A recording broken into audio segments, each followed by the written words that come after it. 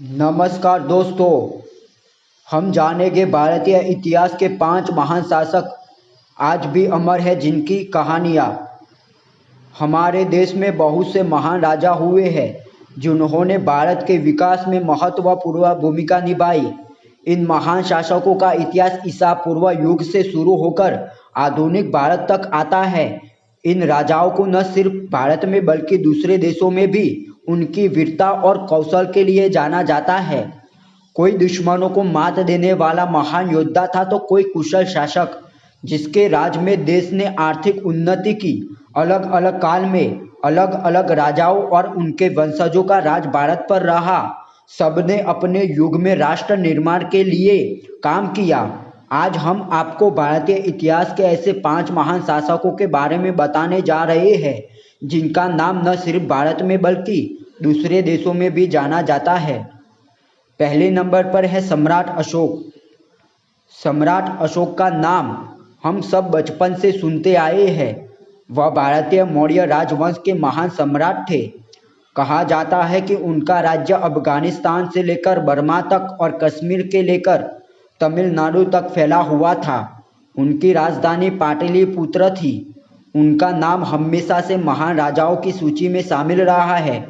मौर्य वंश के तीसरे शासक अशोक को उनकी कठोरता और दयालुता दोनों के लिए जाना जाता है। इतिहासकारों के मुताबिक अशोक एक महान योद्धा थे और अपने राज्य को बढ़ाने के लिए उन्होंने बहुत से युद्ध किए और जीते हैं। लेकिन कलिंग के युद्ध के बाद उन्होंने बौद्ध धर्म को अपनाते हुए शांति के मार्ग पर चलने का फैसला किया। बौद्ध धर्म को देश दुनिया में फैलाने का श्रेय सम्राट अशोक को ही जाता है। कहते हैं कि समय के साथ अशोक महान सम्राट और विचारक के रूप में उभरे। दिग्विजय की जगह धर्म विजय को अपनाया। उन्होंने आम लोगों का सम्राट बनने पर जोर दिया और इसमें समल भी रहे। उसके शासनकाल में ही कई प्रमुख विश्वविद्यालयों की स्थापना की गई, जिसमें तक्षशिला और नालंदा विश्वविद्यालय प्रमुख है। 3री शताब्दी में सम्राट अशोक द्वारा बनाया गया मध्य प्रदेश में सांची का स्तूप आज एक प्रसिद्ध पर्यटक स्थल है। अशोक स्तंभ से लिए गए अशोक चक्र को भारत के राष्ट्रीय ध्वज में स्थान दिया गया है और 4 शेर वाले चिन्ह को राष्ट्रीय चिन्ह का सम्मान दिया गया है। दूसरे नंबर पे आते हैं सम्राट चंद्रगुप्त मौर्य। इतिहास की चर्चा हो और सम्राट चंद्रगुप्त का नाम न लिया जाए ऐसा संभव नहीं। मौर्य वंश के संस्थापक चंद्रगुप्त को भारत का पहला सम्राट माना जाता है, जिसने लगभग पूरे भारत में अपना शासन फैलाया। चंद्रगुप्त के जन्म के बारे में कई कहानियां हैं, लेकिन चाणक्य रूपी महान रणनीतिकार को गुरु के रूप में पाने के बाद उन्होंने अपना अभियान शुरू किया। सबसे पहले उन्होंने मगध से नंद वंश को समाप्त कर अपना शासन स्थापित किया और फिर अलग अलग खंडों में विभाजित भारत को अखंड भारत बनाया।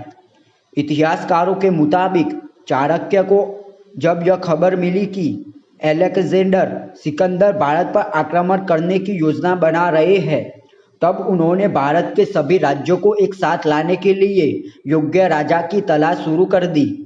उनकी यह खोज चंद्रगुप्त पर आकर खत्म हुई। चाणक्य के मार्गदर्शन में ही चंद्रगुप्त ने सिकंदर के सेनापति सेल्यूकस को युद्ध में हराया और उनके साथ संधि की। वे कभी भारत पर आक्रमण नहीं करेंगे।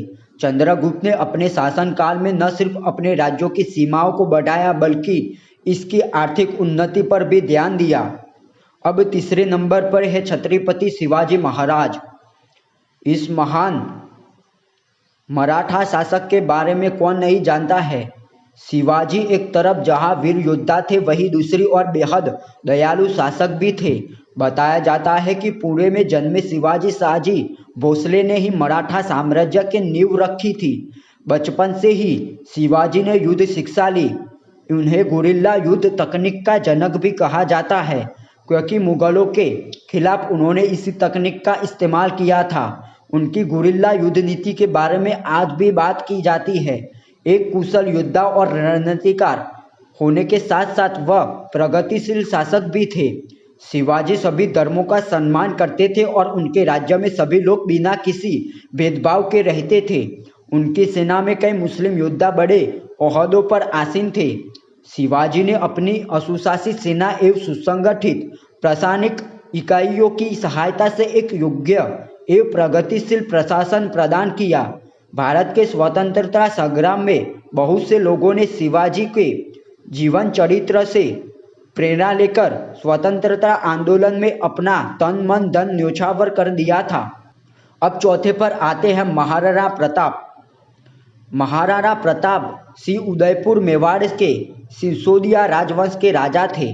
महाराणा प्रताप को मुगल शासकों के सामने कभी भी झुकने के लिए याद किया जाता है। कई वर्षों तक बादशाह अकबर ने साथ युद्ध करने वालों महाराणा प्रताप का इतिहास एक प्रेरणा की तरह है। उन्होंने अपना सारा जीवन राष्ट्र, कुल और धर्म की रक्षा के लिए समर्पित कर दिया था।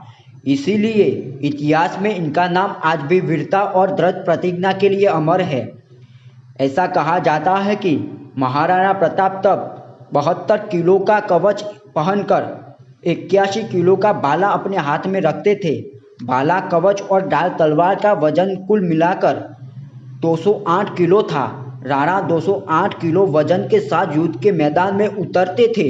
मेवाड़ को जीतने के लिए मुगलों ने कई प्रयास किए, लेकिन अजमेर को अपना केंद्र बनाकर अकबर ने उनके विरुद्ध सैनिक अभियान शुरू कर दिया। महाराणा प्रताप ने कई वर्षों तक मुगलों की सेना के साथ संघर्ष किया। उनकी वीरता ऐसी थी कि उनके दुश्मन भी उनके युद्ध कौशल के कायल थे। महाराणा प्रताप और उनके प्यारे घोड़े चेतक की वीरता की गाथाई आज भी आपको राजस्थान के कण कण में मिल जाएगी। वह ऐसे महाराजा थे जिन्होंने कई वर्ष जंगलों में बिताए, घास की बनी रोटियां खाई और एक बार फिर अपनी सेना खड़ी की, लेकिन कभी भी दुश्मनों के सामने घुटने नहीं टेके। अब 5वें नंबर पे आते हैं मुगल बादशाह अकबर। बादशाह अकबर मुगल वंश के तीसरे शासक थे, जिन्हें अपने पिता हुमायूं के देहांत के बाद कम उम्र में ही सल्तनत मिल गई थी। उन्होंने अपनी सीमाएं बढ़ाने के लिए कई बार जंग लड़ी और जीती थी। उनके शासनकाल से सभी धर्मों के हितों को ध्यान में रखते हुए नीतियां बनाई गई थी। उन्होंने हिंदू मुस्लिम एकता को बढ़ावा देने की दिशा में काम किया, ताकि उनके शासन में लोगों के बीच सद्भाव और शांति रहे। उनका वास्तविक नाम जलालुद्दीन मोहम्मद था, लेकिन बाद में प्रजा द्वारा अकबर नाम मिलने पर उन्होंने सभी जगह अकबर के नाम से जाना जाते हैं। उनके शासनकाल के दौरान अलग अलग कलाओं को बढ़ावा मिला। उनके अपने राज दरबार में तानसेन जैसे महान गायक शामिल थे। अकबर ने चित्रकला, लेखन और वास्तुकला को भी बढ़ावा दिया। उन्होंने फतेहपुर सीकरी का निर्माण कराया, जो आज भी मशहूर पर्यटक स्थल है।